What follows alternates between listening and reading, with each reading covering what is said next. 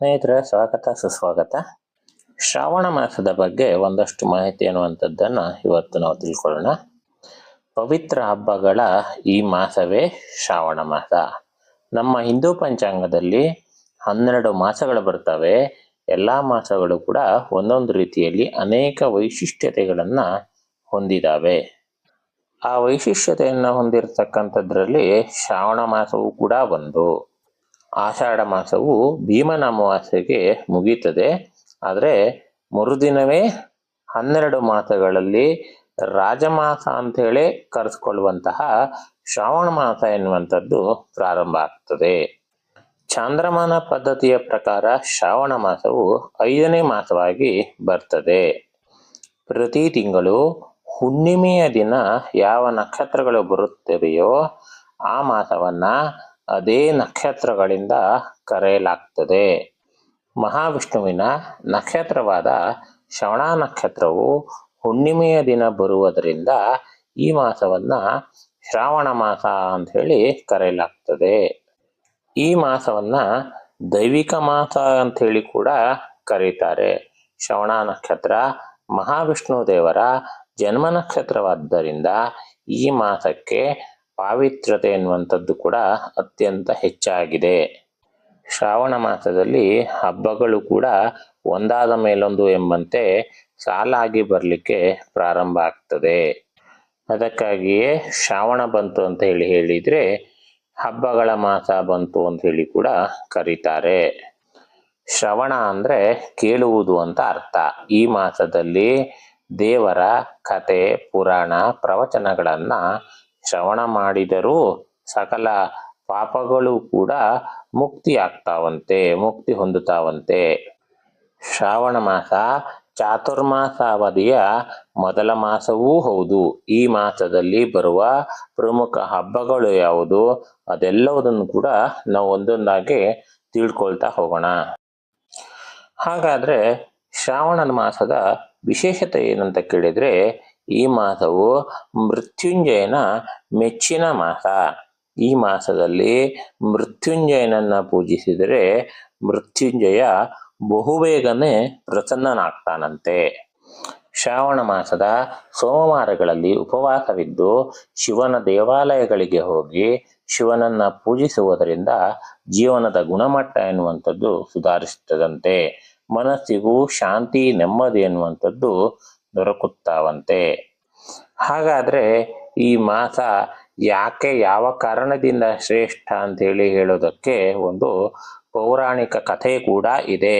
ಪುರಾಣಗಳ ಕಾಲದಲ್ಲಿ ಅಮೃತಕ್ಕಾಗಿ ದೇವಾನುದೇವತೆಗಳು ಮತ್ತು ದಾನವರು ಸಮುದ್ರ ಮಂಥನವನ್ನು ನಡೆಸಿರುವಂತಹ ಸಂಗತಿಯನ್ನು ನಾವೆಲ್ಲರೂ ಕೇಳಿದ್ದೇವೆ.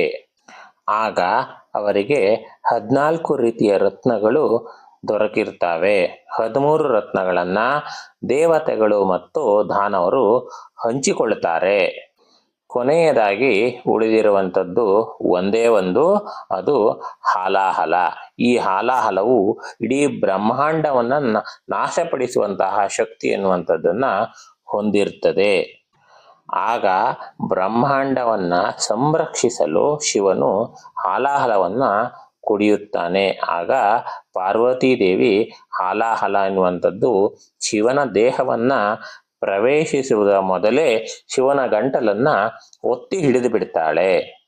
ಅದರಿಂದ ಕೆಳಗೆ ಇಳಿಯದೆ ಗಂಟಲಿನಲ್ಲಿಯೇ ಉಳಿದು ಬಿಡ್ತದೆ.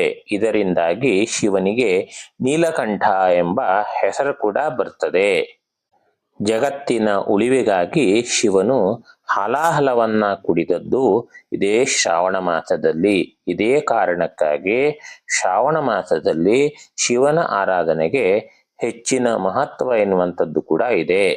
ಹಾಗೆಯೇ ಈ ಹಾಲಾಹಲದ ಪರಿಣಾಮವನ್ನು ಕಡಿಮೆ ಮಾಡಲು ಎಲ್ಲ ದೇವಾನುದೇವತೆಗಳು ಶಿವನ ತಲೆಯ ಮೇಲೆ ಗಂಗಾ ಜಲದಿಂದ ಅಭಿಷೇಕವನ್ನು ಮಾಡ್ತಾರೆ.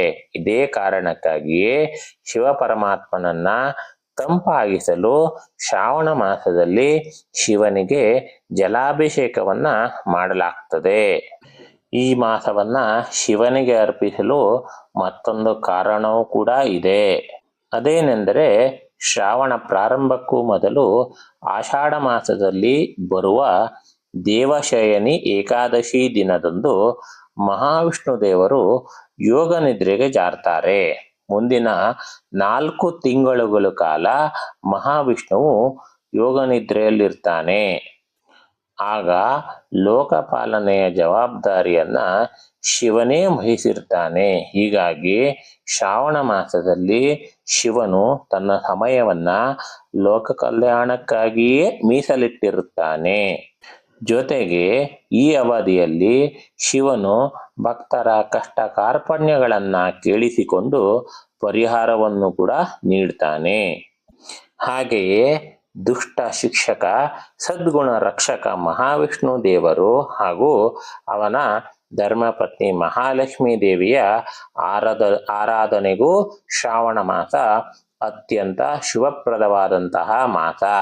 ಈ ಮಾಸದಲ್ಲಿ 4 ವಾರಗಳು ಅತ್ಯಂತ ಶುಭಪ್ರದವಾದದ್ದು. 1 ಸೋಮವಾರ ಶಿವನ ಆರಾಧನೆಗೆ, 2 ಮಂಗಳವಾರ ಮಂಗಳಗೌರಿ ವ್ರತಕ್ಕೆ, 3ನೇದಾಗಿ ಶುಕ್ರವಾರ ಮಹಾಲಕ್ಷ್ಮಿ ಪೂಜೆಗೆ, 4ನೇದಾಗಿ ಮಹಾವಿಷ್ಣುವಿನ ಪೂಜೆಗಾಗಿ ಶನಿವಾರ.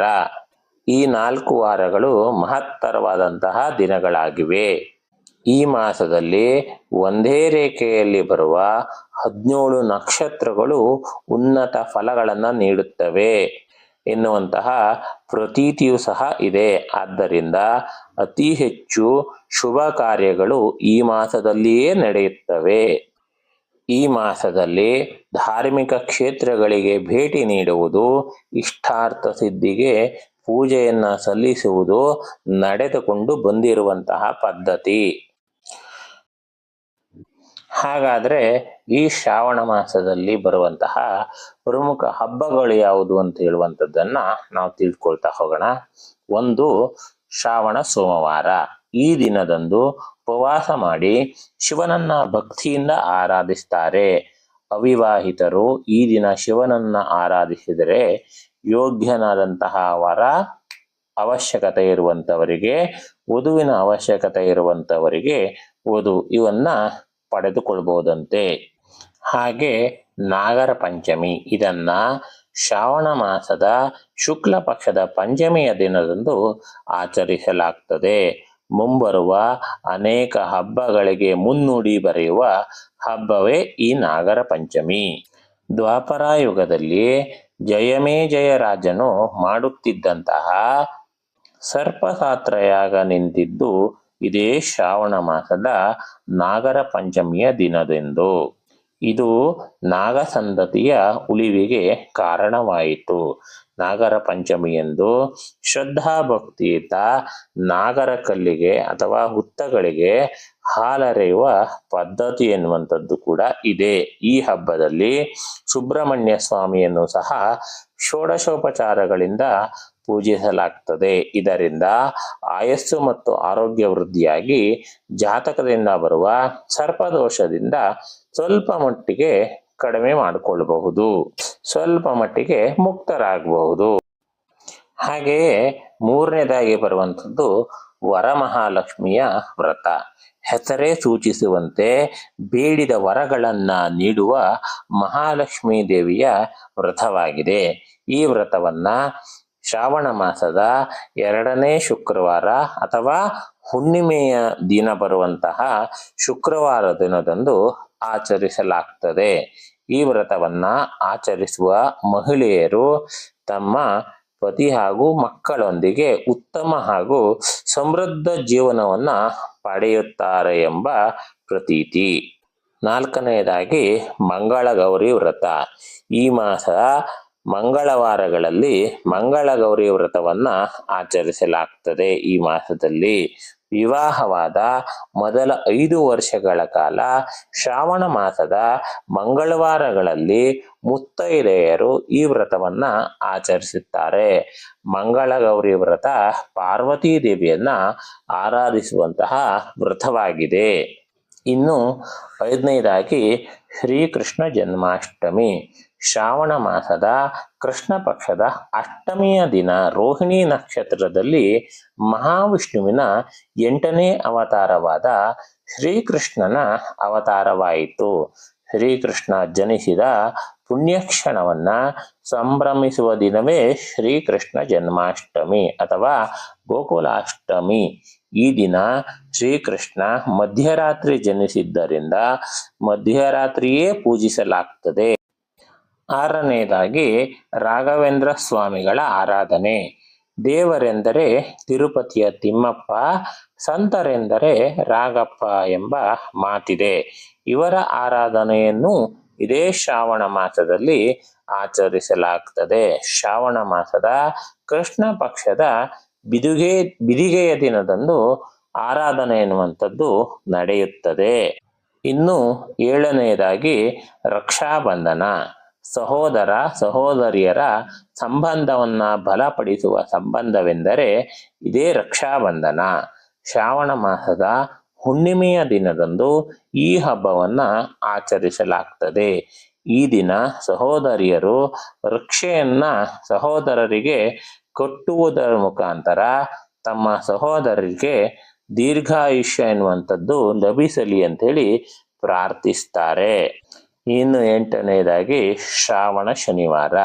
ಈ ಮಾಸದಲ್ಲಿ ಸೋಮವಾರದಂತೆ ಶನಿವಾರವೂ ತುಂಬಾ ಮುಖ್ಯವಾಗಿದೆ. ಈ ಮಾಸದಲ್ಲಿ ಬರುವ ಶನಿವಾರಗಳನ್ನ ಸಂಪತ್ ಶನಿವಾರ ಅಂತೇಳಿ ಕೂಡ ಕರೆಯುತ್ತಾರೆ. ಈ ದಿನದಂದು ಶನಿಯನ್ನ ಪೂಜಿಸುವುದರಿಂದ ಶನಿ ದೋಷ ಎನ್ನುವಂಥದ್ದು ನಿವಾರಣೆಯಾಗ್ತದಂತೆ.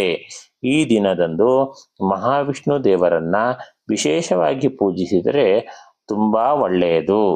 ಒಂಬತ್ತನೆಯದಾಗಿ ಉಪಕರ್ಮ. ಈ ಮಾಸದಲ್ಲಿ ಶ್ರವಣ ನಕ್ಷತ್ರದ ದಿನದಂದು ಉಪಕರ್ಮವನ್ನ ನೆರವೇರಿಸಲಾಗ್ತದೆ. ಯಜ್ಞೋಪವೀತಧಾರಿಗಳು ನೂತನ ಯಜ್ಞೋಪವೀತವನ್ನ ಧರಿಸುವ ದಿನವೇ ಉಪಕರ್ಮ. ಅಷ್ಟು ಮಾತ್ರವಲ್ಲದೆ ಲೋಕಮಾತೆಯಾದ ಗಾಯತ್ರಿ ದೇವಿಯನ್ನ ಆರಾಧಿಸಿ ಜ್ಞಾನವನ್ನ ನೀಡುವಂತೆ ಪ್ರಾರ್ಥಿಸಲಾಗ್ತದೆ. ಇಷ್ಟೆಲ್ಲ ವೈಶಿಷ್ಟ್ಯಗಳನ್ನ ಒಳಗೊಂಡ ಶುಭ ಮಾಸವೇ ಈ ಶ್ರಾವಣ ಮಾಸ.